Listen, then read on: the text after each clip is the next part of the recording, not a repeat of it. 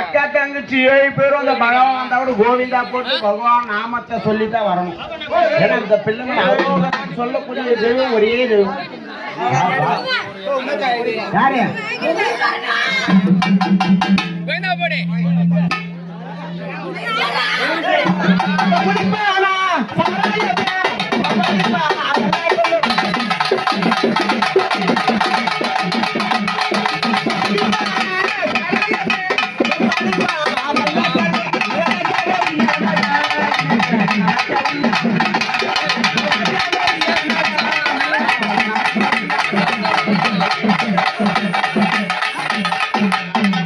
அப்படி முனையாத வந்தது மிக்க சந்தோஷம். இந்த பிள்ளைகள் ஏறியா மக்களுக்கு நோய் நோயில ஒரு சந்தோஷம் தானே.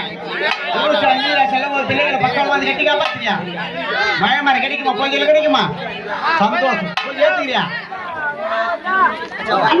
அம்மா